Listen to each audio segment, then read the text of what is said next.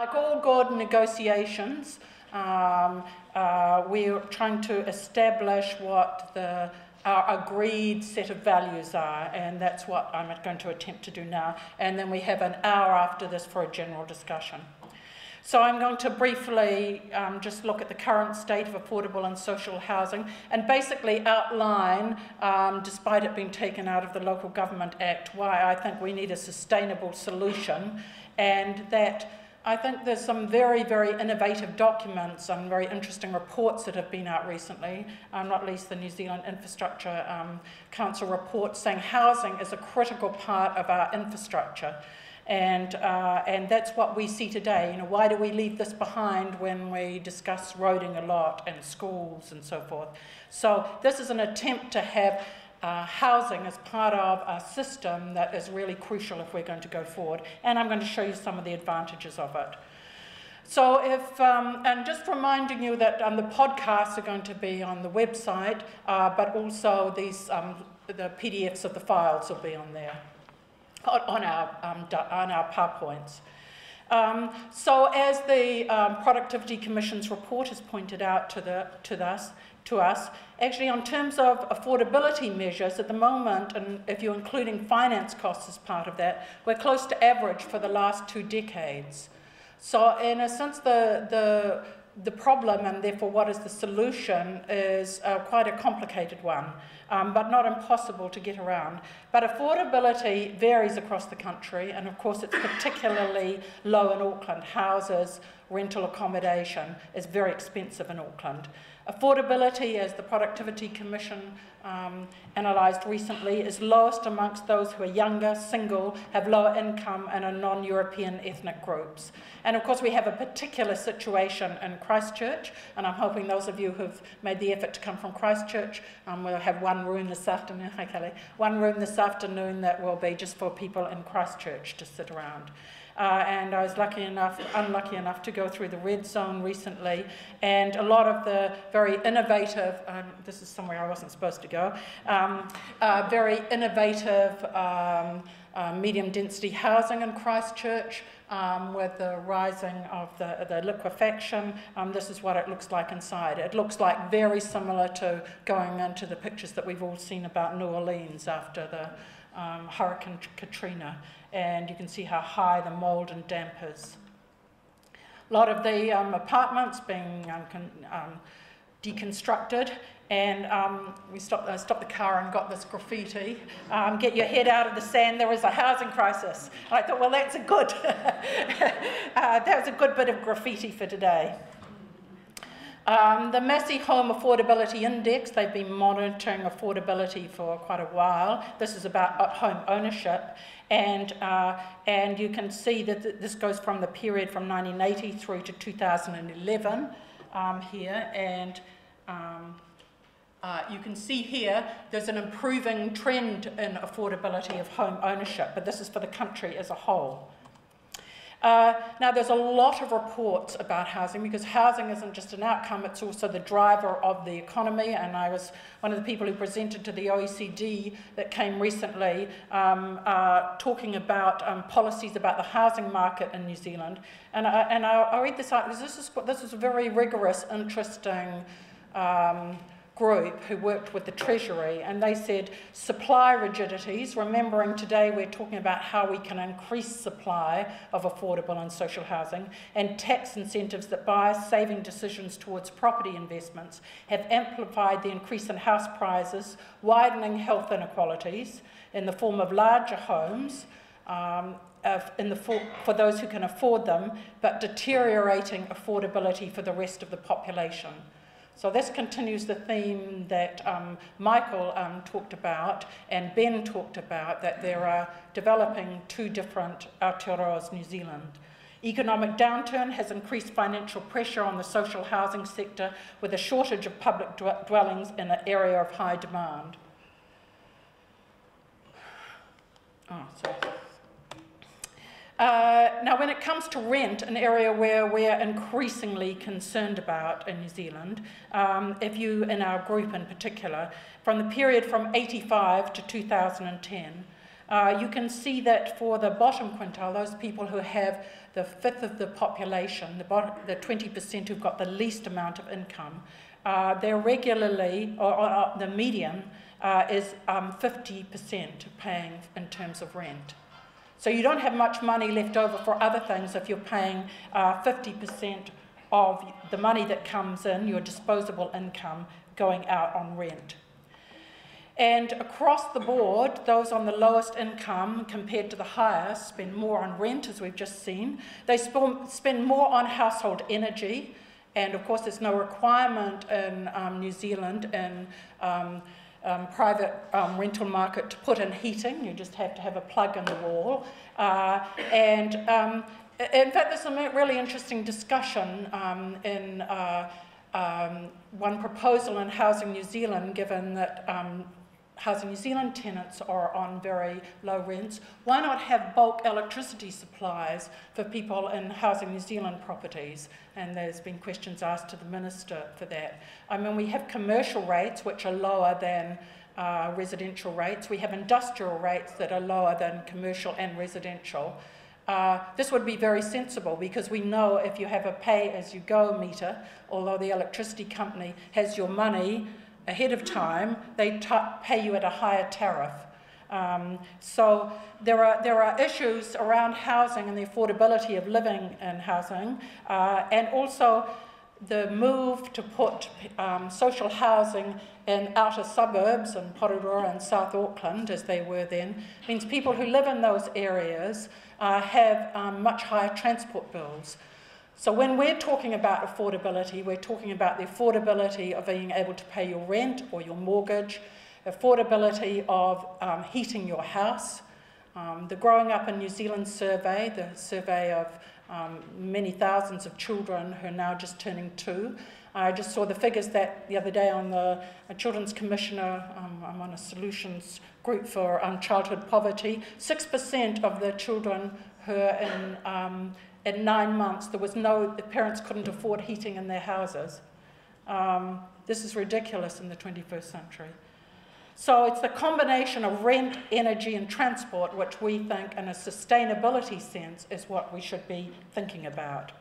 And you can see here those again who are on the bottom, this time decile, not quintile, so this is the bottom, people who earn the bottom 10% in terms of income. They spend about 13% of their income on household fuel, mainly on heating. And when you look at it, I've been collecting things from the coroner's courts about what the impact of this is. And the mother at the top, her baby died, a very tragic case, and when given explanation, the father says, "We have lost a child and I don't think we'll ever get over that." Remember Michael pointing out infectious diseases, but the other area that is affected if your whole home is cold and damp is respiratory diseases. And the mother said, but they were all sleeping together in one room, and she said, but our house was so cold, they were better off sleeping together with us to keep warm. And the couple below who spend a lot of time in bed because they can't afford to heat their house. And if you look at what average household costs are by household income decile, you can see that that poorest group on the side, by the time they've spent money on housing or rent, by the time they spent money on energy, which is the purple line, by the time they spent money on transport, there's basically no household income that's discretionary. And in fact, there's some quite famous articles looking at the same thing in very poor areas in the United States saying the decision is to heat or to eat. And in some cases, I don't think people do either on a regular basis. So if we look at tenure, Ben, I think, gave a wonderful talk earlier on about the history, and I think it's always important to begin with history. Remembering this was the colonial history, Māori actually had houses that were very well modified or adapted to the New Zealand climate. Lots of insulation in the walls from rapu, and sometimes pioneered earth wall houses that were down, partly using earth at the side. So quite well adapted to New Zealand climate. And the problem that hadn't been solved really at that stage was how you heat the place, and it had a central fire, so they were often very fumy and polluted inside. Still a problem again that we haven't solved. Home ownership has declined from the late 80s and early 90s when it was 75. The Productivity Commission tells us it's now 65. That is a very dramatic drop in home ownership. So we have about over a third of the population, or just under a third of the population actually, no, over, who now are in rental housing, which is very, very deregulated. A number of the students who are doing doctorates with our group are looking at the comparisons between our rental housing and rental housing overseas. And it's very unregulated, and moreover, we don't have the tenants associations advocating for tenants that they have countries overseas, with Helen Gatoni and Christchurch and Manawatu being the two exceptions. Now, there's been quite a dramatic focus at the top level, I would say, not at the managerial level so much in Housing New Zealand, on a shift to asset management. There has been a decline of lodging and boarding houses, which have been the normal spillover for people who, for one reason or another, couldn't get in Housing New Zealand. More permanent stays in camping grounds, and rising homelessness, work that Kate Moray is doing with Statistics New Zealand. And the Productivity Commission identified that the current approach to social housing won't provide sufficient support for many New Zealanders in need. Now, I was both, the Productivity Commission report has some really fantastic data on it, but it's incredibly frustrating because it stops at this point. Well, whose responsibility is it, and how are we going to do something to ensure that this isn't the case? You can see that we are quite unusual in terms of comparisons of household tenure. We're actually quite similar to the United States, but as Christian Stearns, who's going to speak later, points out, in fact, there's a lot of measures of federal support for housing that doesn't actually appear in these figures. So you can see we have a very large proportion of private rental housing, and we'll wait with interest the next census, and I imagine this has shifted even further. Now, sustainable solutions. This is really important because you saw the houses that Ben did, the Liberal government, which is really, if you haven't seen that, that's really worth going out and having a look at in Petone and Patrick's Street.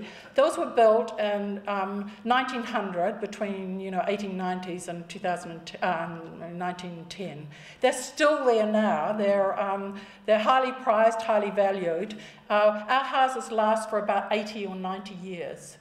So the important thing to think about is we're not building for the past. When we're upscaling and building mixed developments with social and affordable and private housing, we're building for probably the 22nd century. We can't afford to be building the same kind of houses that we lived in the 19th century.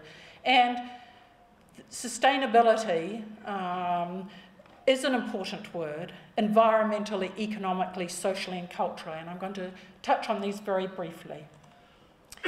I was lucky. I spent a sabbatical in London looking at what happened in London in the 19th century, where they put roads and railways through London, and just like in Freeman's Bay, actually said to lots of people, you've got to clear out. There were some 70,000 people in London who were made homeless. But then philanthropists, Peabody, Rowntree, they built houses. The one on the right is Saffron Hill, where Oliver Twist took place. The one on the left is boarding houses up there that are just by the British Museum. They're still highly prized. They were built, in the 1880s. So they're built 140 years ago, and they're still going strong. We don't build our houses as though they're going to last for 140 years. All the windows, everything that can be removed in New Zealand only has to last 15 years. How ridiculous is that if we're building up a sustainable housing stock? And I went, no, before when Michael went about leaky buildings and Housing New Zealand. My understanding from talking to architects in Housing New Zealand, because they had a view of their assets going forward and the public good involved, actually they largely ignored the whole leaky building problem because they maintained really good standards. I think one of the really exciting things is the development both from the OECD and from the World Health Organization of saying we don't have to think about health as separate from the economy, as separate from the environment. We have to think about the co-benefits of building better, constructing our houses better, and that this has a huge number of spillover benefits. And from the one on the right that I was involved in, the health and the green economy, economic investment in housing can lead to substantial, immediate and sustainable co-benefits for health and climate change mitigation. And Rafe will talk about the importance of climate change. Within the next 100 years, for our children and our grandchildren, this is going to be really urgent. And we're building houses now that have to be able to survive well in this period. Now, the green growth, though, it was pretty cautious,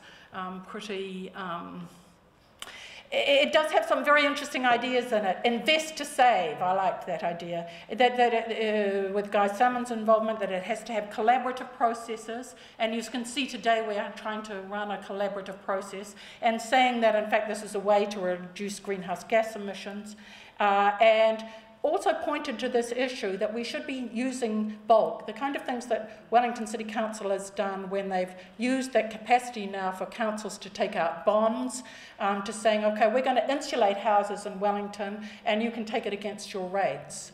There is a capacity for local governments, for runanga, for iwi, for organisations to actually partner with others to really make advances here. And they point out the importance of the construction industry.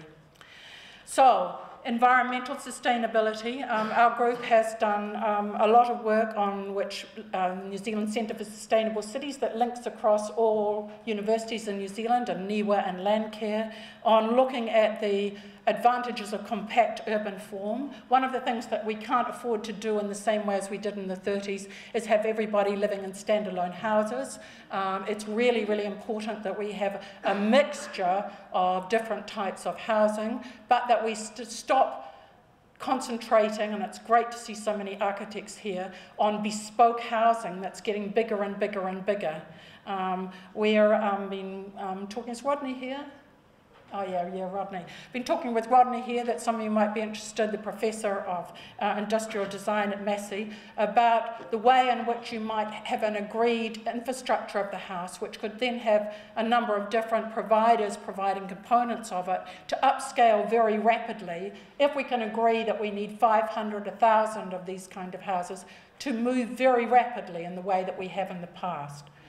And we think that that is perfectly practicable.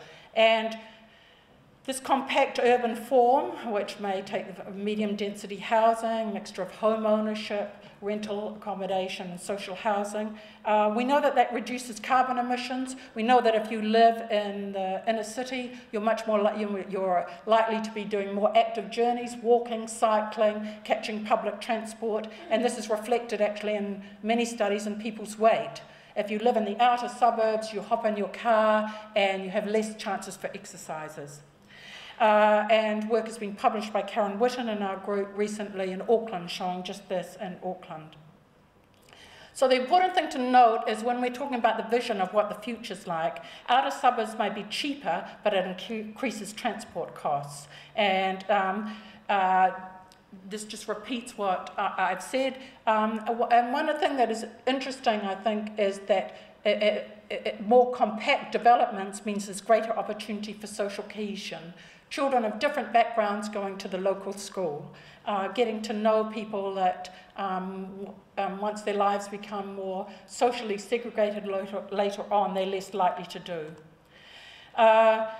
Helen Viggers and I, who are here, in the book Growth Misconduct that's outside, we looked at what was happening in Auckland about mortgagee sales in terms of thinking of the economic sustainability of these. The further households were away from public transport for commuters, distance to workplace was an important driver of household costs, and when we can see the patterns of when oil prices go up and mortgage prices go up, then there's a high amount of mortgagee sales in those outer areas. So they're not economically sustainable for the households.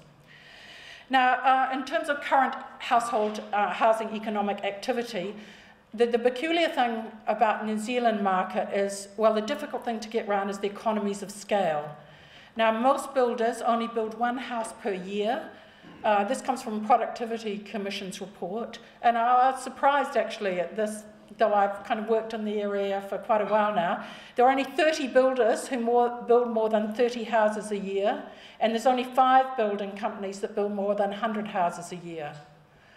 So just in the same way as we were doing this technology, and it was the first time we'd done it, and now we've got it working again, if you're building a house for the first time and it's a bespoke house, you're likely to get things wrong. If you're building lots and lots of houses, you've got a really good system going, and you can, in terms of procurement, in terms of economies of scale, you can get,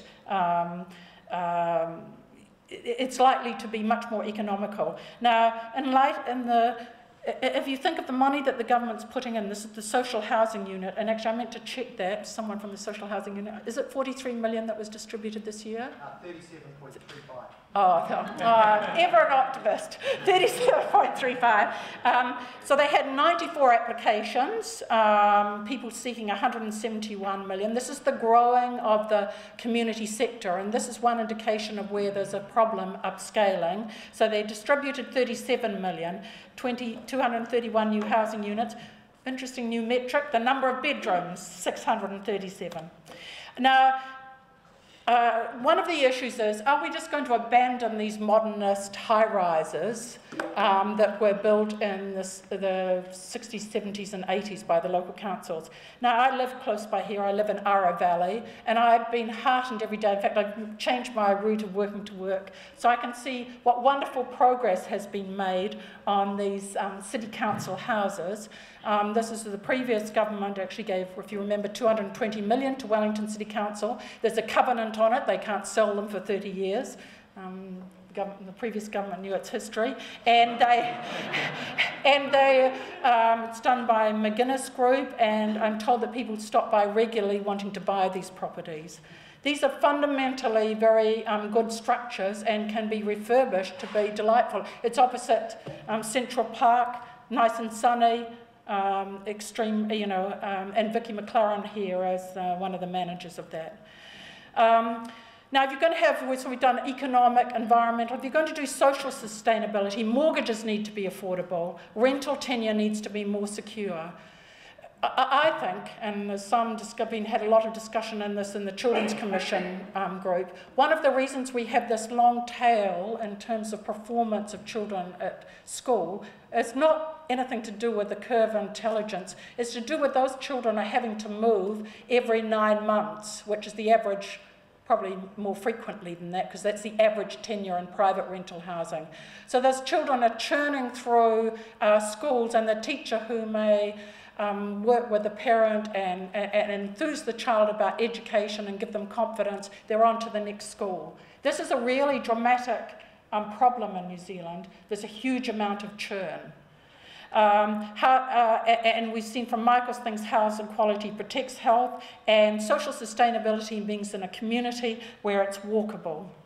Now, I was interested about the way it was handled with this Housing New Zealand apartments building, and I happened to be at home. This is the one, Gordon Wilson on the terrace. There's 113 flats here. Some people had lived there for 30 years. These people were given 7 days to get out, and we went and we were involved.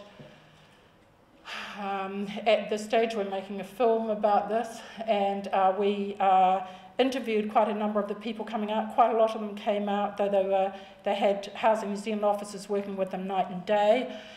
7 days when you've lived somewhere for 30 years is actually pretty rapid in this. And where are these people going? Well, many of them wanted to stay in the city because they have jobs, part-time jobs, they've got their local GPs, their children are going to Oro Street School. I think this is not the only case that happened, and Leslie McTurk, who was on the radio yesterday, didn't deny that there are another 2 apartment buildings that might be closed in Wellington.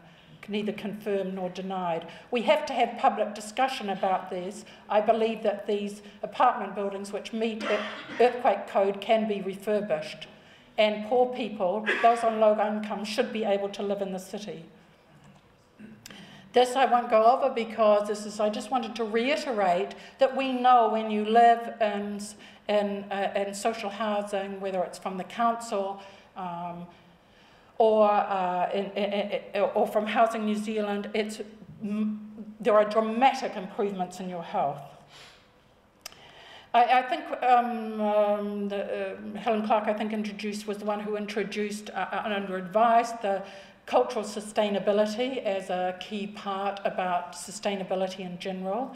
And of course, each of us has a culture. I've chosen here to highlight two particular cultures and say that this is really important when we think about the shape of our housing in the future. It has to take account of the needs of a whole variety of different cultures.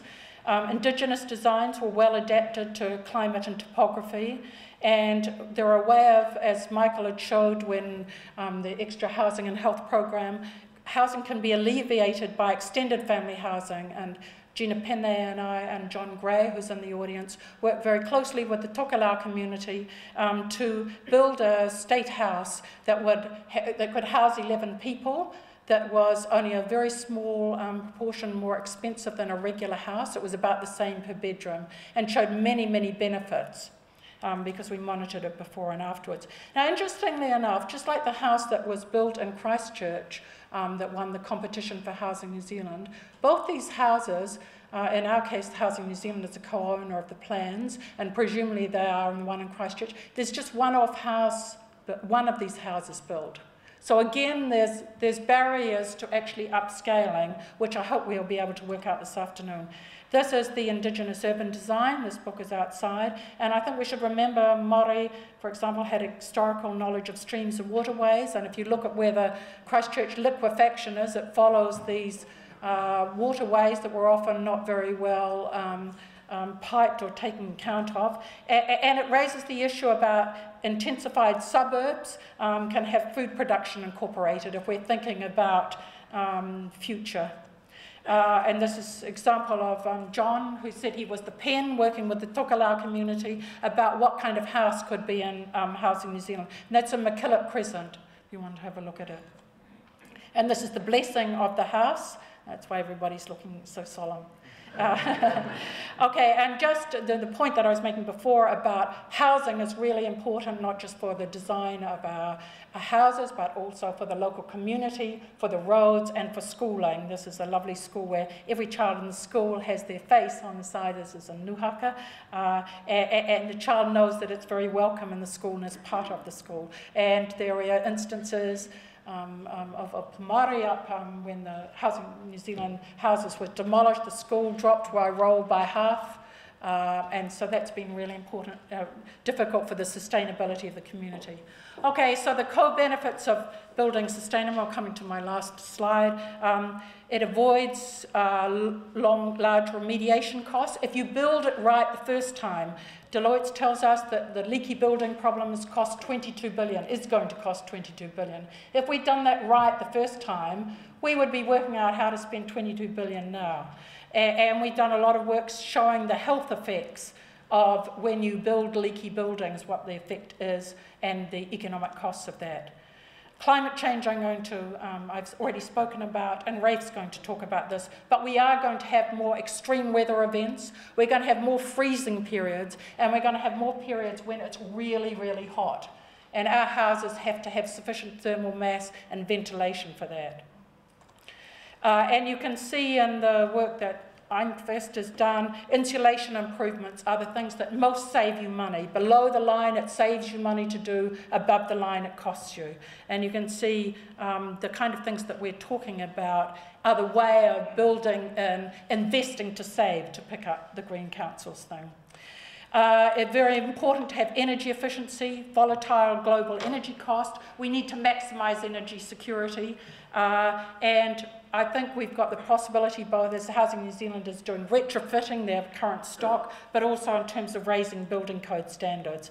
And courtesy of Rafe, I mean, if we think about climate change as being what we should think about for the future, what if it is a big hoax and we create a better world for nothing? I'm willing to take that risk. So I think it's really important to think about where we want to be with affordable and social housing in the future. We should think about it in terms of the context of energy, climate change and employment. We've worked in partnership with all the projects that we've done with iwi groups, with local community groups, with other agencies, central government, private sector, and it's a very rewarding way of working.